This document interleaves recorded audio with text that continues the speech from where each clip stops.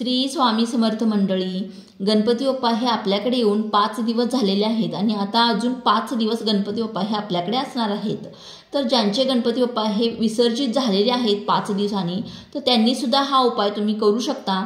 आणि ज्यांचे गणपती बाप्पा हे 7 दिवसांनी जाणार आहेत किंवा अनंत चतुर्थी दिवशी विसर्जन हे गणपती बाप्पांचं होणार आहे, तर गणपती बाप्पा हे 7 दिवसांनी जातील किंवा अनंत चतुर्थी दिवशी जातील, तर त्या दिवशी विसर्जना अगोदर तुम्हाला एक वस्तू जी आहे ती बाप्पांच्या जवळ ठेवायची आहे।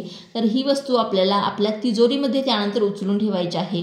वर्षभर तुम्हाला कशाचीही कमी पडणार नाही, तुमच्या धनसंपत्तीत वाढच होईल।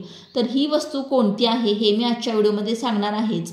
त्याचबरोबर विसर्जनाच्या दिवशी किंवा विसर्जनाच्या अगोदर तुम्हाला गणपती बाप्पांच्या जवळ ऑलरेडी एक वस्तू आहे, तर ती वस्तू सुद्धा आपल्याला उचलून आपल्या पर्समध्ये किंवा पॉकेटमध्ये किंवा तिजोरीमध्ये तुम्ही ठेवू शकता। तर हा उपाय केल्याने सुद्धा तुम्हाला तुमच्या धनसंपत्तीत वाढच होईल। तर याबद्दलची संपूर्ण माहिती मी आजच्या व्हिडिओमध्ये सांगणार आहेच, पण त्याआधी तुम्ही जर माझ्या चॅनलवरती नवीन असाल तर चॅनेलला नक्की सबस्क्राईब करा आणि व्हिडिओ पाहत असताना कमेंटमध्ये लिहा श्री स्वामी समर्थ आणि सबस्क्राईबच्या बाजूचं घंटी बटन सुद्धा दाबायला अजिबात विसरू नका, जेणेकरून असेच धार्मिक व्हिडिओ आपल्यापर्यंत पोहोचतील। तर सर्वात अगोदर आपण हे पाहूया की आपल्याला गणेश विसर्जना अगोदर म्हणजे गणेश विसर्जन होण्या अगोदर अनंत चतुर्थी दिवशीपर्यंत तुम्हाला एक वस्तू ही गणपती बाप्पांसमोर आपण ठेवायची आहे आणि ती वस्तू त्यानंतर आपल्याला आपल्या तिजोरीमध्ये उचलून ठेवायची आहे। ही वस्तू कोणती आहे हे अगोदर सांगते आणि यानंतर गणपती बाप्पांच्या जवळची वस्तू कोणती आहे जी आपल्याला आपल्या तिजोरीमध्ये उचलून ठेवायची आहे, तर हे सुद्धा मी सांगते। तर काय करायचं आहे, तुम्हाला कोणत्याही दिवशी तुम्ही हा उपाय केला तरीही चालेल किंवा गणपती बाप्पा तुमचे ज्या दिवशी जाणार आहे त्या दिवशी तुम्ही हा उपाय केला अनंत चतुर्थी दिवशी तरीही चालेल। आणि जर तुमचे गणपती बाप्पा विसर्जित झालेले असतील आणि त्यानंतर तुम्हाला हा उपाय करायचा असेल, तर तुम्ही तुमच्या घरातील देवघरातील गणपती बाप्पांची जी मूर्ती आहे तर त्या मूर्तीसमोर तुम्ही हा उपाय केला तरी सुद्धा चालेल। कारण अनंत चतुर्थीपर्यंत गणपती बाप्पांचं तत्व जे आहे ते पृथ्वीवरती असतं। ज्या काही गणपती बाप्पांच्या सकारात्मक लहरी आहेत, ज्या शुभ लहरी आहेत, तर त्या जास्त प्रमाणात कार्यरत असतात या काळामध्ये। त्यामुळे तुम्ही अनंत चतुर्थीपर्यंत कधीही हा उपाय नक्कीच करू शकता। तुम्हाला काय करायचं आहे, तर तुम्हाला 5 वेलची ह्या घ्यायच्या आहेत आणि या 5 वेलची घेताना त्या व्यवस्थित असाव्यात, कुठेही छिद्र वगैरे पडलेल्या नसाव्यात किंवा कुठेही कीड लागलेली नसाव्यात। ह्या 5 वेलची तुम्हाला तुमच्या उजव्या हातामध्ये घ्यायच्या आहेत आणि उजव्या हाताची मूठ तुम्हाला बंद करायची आहे। यानंतर तुम्हाला ओम गण गणपते नमः हा जो मंत्र आहे तो 108 वेळा म्हणायचा आहे। आणि हा मंत्र म्हणताना तुम्हाला गणपती बाप्पांसमोर, म्हणजे तुम्ही अजून गणपती बाप्पांची मूर्ती विसर्जित केलेली नसेल तर त्या गणपती बाप्पांच्या समोर तुम्हाला बसून हा उपाय करायचा आहे। आणि तुम्ही जर गणपती बाप्पांची मूर्ती विसर्जित केलेली असेल तर तुम्ही तुमच्या देवघरातील गणपती बाप्पांसमोर बसायचं आहे आणि उजव्या हाताची मूठ बंद करून, ज्या वेलची आपण आपल्या हातामध्ये घेतलेला आहे तर ती मूठ बंद करून तुम्हाला ओम गण गणपते नमः हा जो मंत्र आहे तो 108 वेळा म्हणायचा आहे। आणि ह्या ज्या वेलची आपण घेतलेल्या आहेत त्या गणपती बाप्पांसमोर ठेवायच्या आहेत। ह्या वेलची ठेवताना त्यांच्या चरणाजवळ राहतील अशा पद्धतीने तुम्हाला ठेवायच्या आहेत आणि 24 तास या वेलची तुम्ही तिथेच ठेवा आणि त्यानंतर तुम्ही या वेलची उचलून तिजोरीमध्ये ठेवायच्या आहेत।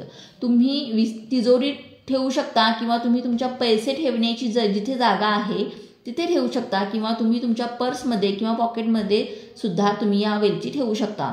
परंतु या वेलची ज्या आहेत तुम्हाला त्या वर्षभर त्या ठिकाणीच ठेवायच्या आहेत।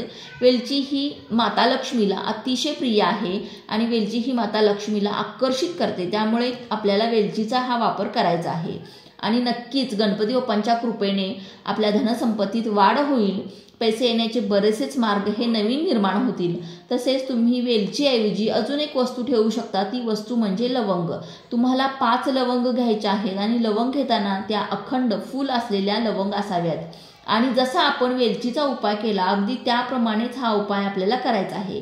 गणपती बाप्पांसमोर आपल्याला ओम गण गणपते नमः हा 108 वेळा मंत्र म्हणायचा आहे आणि यानंतर गणपती बाप्पांसमोर ह्या ज्या 5 लवंगा आहेत त्या ठेवायच्या आहेत।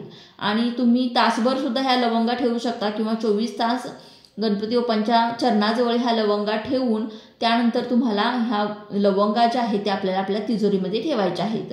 लवंग ही सुद्धा माता लक्ष्मीला आकर्षित करते, त्यामुळे आपण वेलची किंवा लवंग यांचा उपाय जो आहे तो आपण नक्कीच करू शकतो। आता हे झाले की आपण आपल्या गणपती बाप्पांच्या जवळ ऑलरेडी अशी एक वस्तू आहे जी वस्तू आपल्याला आपल्या तिजोरीमध्ये ठेवायची आहे। ती वस्तू म्हणजे दुर्वा आहेत।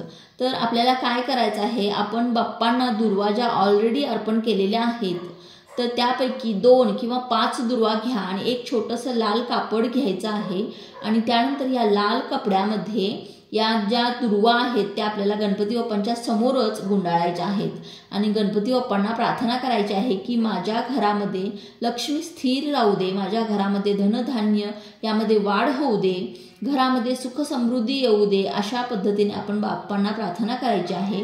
आणि ह्या ज्या दुर्वा आहेत त्या आपल्याला आपल्या तिजोरीमध्ये ठेवायच्या आहेत। तर अशा प्रकारे या 3 वस्तूंपैकी कोणतीही एका वस्तूचा उपाय तुम्ही नक्कीच करू शकता। ही वस्तू आपल्याला त्या ठिकाणी ठेवल्यानंतर वर्षभर तशीच ठेवायची आहे आणि पुढच्या वर्षी जेव्हा बाप्पा येतील त्यावेळेला ही वस्तू आपल्याला विसर्जित करायची आहे आणि पुन्हा आपल्याला पुढच्या वर्षी हाच उपाय करायचा आहे। तर चला, झालेली ही सेवा मी स्वामींच्या चरणी अर्पण करते। व्हिडिओ आवडला असेल तर लाईक, शेअर, सबस्क्राईब करा। भेटूया पुढच्या एका नवीन व्हिडिओमध्ये। तोपर्यंत सर्वांनी आपली काळजी घ्या। श्री स्वामी समर्थ।